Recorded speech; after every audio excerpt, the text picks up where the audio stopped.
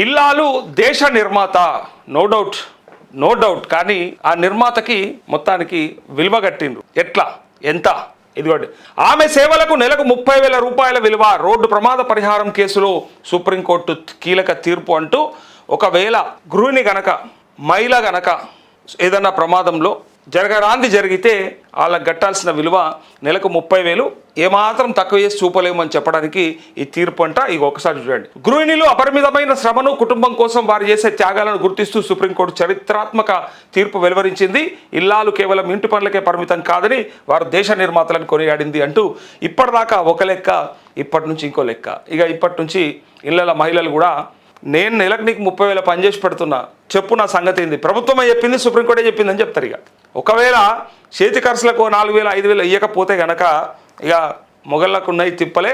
ఇక మొగుళ్ళని ఒక ఆట ఆడుకుంటారు ఈ తీర్పుతోని. డెఫినెట్గా వాళ్ళు అడుగుతారు, మా విలువ చూసిర్రా మీరు, మా శ్రమ, మా విలువ మీరు లెక్క కడతలేరు, పుణ్యానికి వస్తున్న పని మనిషి లెక్క చూస్తున్నారు మమ్మల్ని అని చెప్పి ఇళ్ళల్లో ప్రతి ఒక్కరు అంటుంటారు, మనం వింటుంటాం.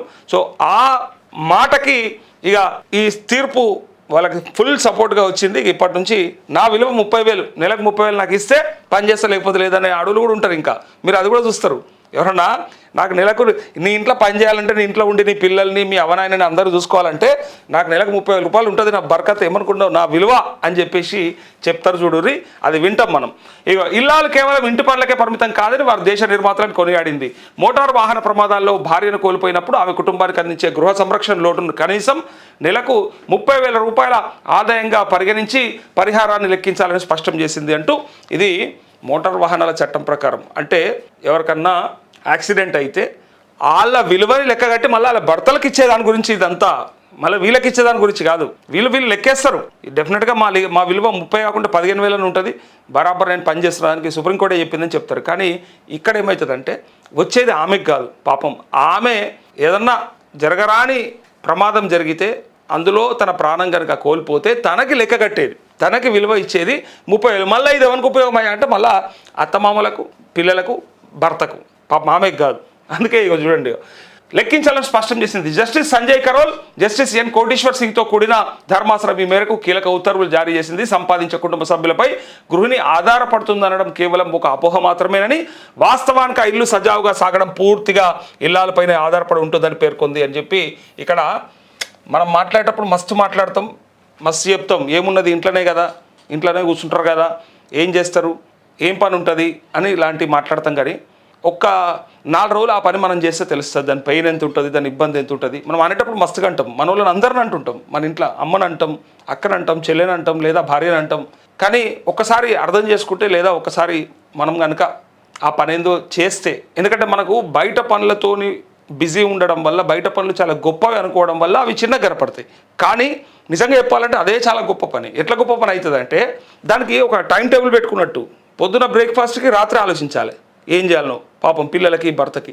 మళ్ళా ఆ రెడీ చేసి పెట్టి తినబెట్టిందో లేదో ఒక అర్ధగంట నుంచి మళ్ళీ తయారు చేస్తుంది, మళ్ళీ ఏమని లంచ్ కోసానికి ప్రిపేర్ చేస్తుంది.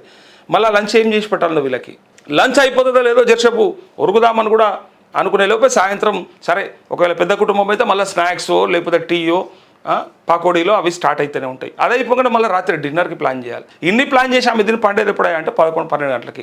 ఆ పండేటప్పుడన్నా వండనిస్తారా అంటే ఇక ఎవరి లొల్లి వాళ్ళదే ఉంటుంది. ఎవరి సమస్యలు వాళ్ళకు ఉంటాయి. అన్ని సమస్యలల్లో ఏ సమస్య లేని వ్యక్తి లెక్క ఆమె తిరిగి అందరికి కూడా అన్నీ చేయాల్సి వస్తాయి. ఈ మధ్యలో బట్టలు, బోళ్ళు, లేకపోతే సరే పనులను పెట్టుకున్న వాళ్ళు పెట్టుకుంటారు, పెట్టుకున్న వాళ్ళకి ఇవన్నీ కథలు, లేదా ఫ్లోర్లు, క్లీనింగ్లు అన్నీ కలిపి చివరికి బాత్రూంలో కాడికెళ్ళి అన్నీ క్లీన్ చేసి మనం పొద్దుగా లేచి ఇట్లా బ్రహ్మాండంగా వచ్చి మాట్లాడుతున్నామంటే నిజంగా హ్యాట్స్ ఆఫ్ టు ఉమెన్. అందులో నిజంగా చెప్తా ఉన్నా, సరే మనం ఆవేశంలో, కోపంలో, లేకపోతే ఒక్కో సందర్భంలో వాళ్ళని తప్పు పట్టినా ఏదైనా మాట్లాడినా మళ్ళీ ఒక్కసారి అర్థం చేసుకుని మళ్ళీ సారీ చెప్తే తప్పేం లేదు. లేకపోతే ఏమవుతుందంటే నెలకు 30,000 ఇవ్వబడుతుంది. అట్లా ఇట్లా అనుకునేరు.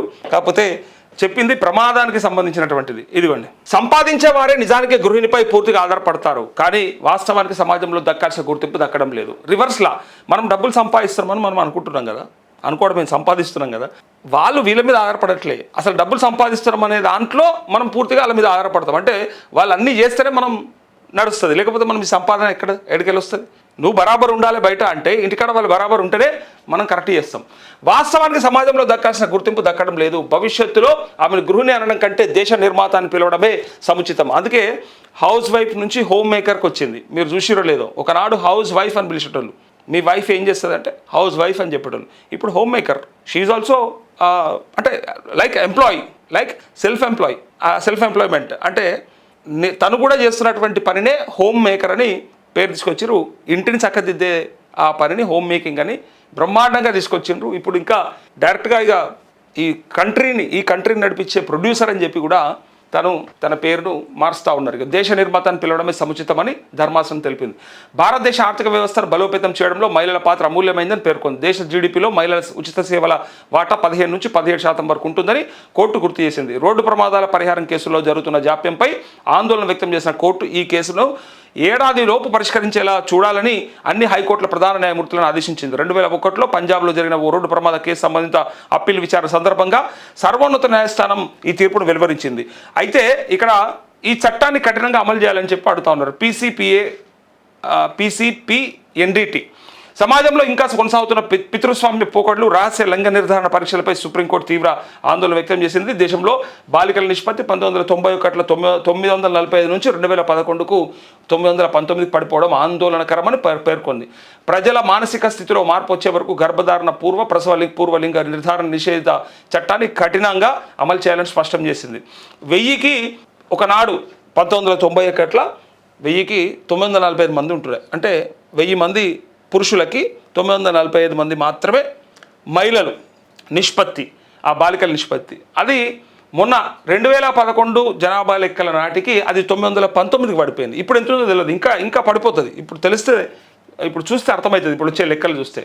అయితే ఇక 75 ఏళ్ళు దాటిన దేశ రాజధాని ఢిల్లీతో సహా పలు నగరాల్లో ఆడపిల్లల చదువు రక్షణ కోసం ఇంకా పోస్టర్ల ద్వారా ప్రచారం చేయడం విచారకరమని జస్టిస్ సంజయ్ కరోల్, జస్టిస్ ప్రశాంత్ కుమార్ మిశ్రాల ధర్మాసనం వ్యాఖ్యానించింది. ఆడపిల్ల పుట్టే హక్కుపై ఎలాంటి ప్రశ్నలు లేని రోజే నిజమైన సమానత్వం సిద్ధిస్తుందని పేర్కొంటూ లింగ నిర్ధారణ కేసులో ఓ వైద్యుని అప్పీల్ కోర్టులో తిరస్కరించింది అంటూ ఇక్కడ ఆ వార్త. మొత్తానికి వాళ్ళకి 30,000 రూపాయల విలువ కట్టినట్టుగా కనిపిస్తూ ఉంది.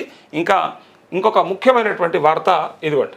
ఒకనాడు 1991 1000కి 945 మంది ఉంటున్నారు. అంటే 1000 మంది పురుషులకి 945 మంది మాత్రమే మహిళలు నిష్పత్తి, ఆ బాలికల నిష్పత్తి. అది మొన్న 2011 జనాభా లెక్కల నాటికి అది 919కి పడిపోయింది. ఇప్పుడు ఎంత ఉందో తెలియదు, ఇంకా పడిపోతుంది. ఇప్పుడు తెలిస్తే, ఇప్పుడు చూస్తే అర్థమవుతుంది, ఇప్పుడు వచ్చే లెక్కలు చూస్తే.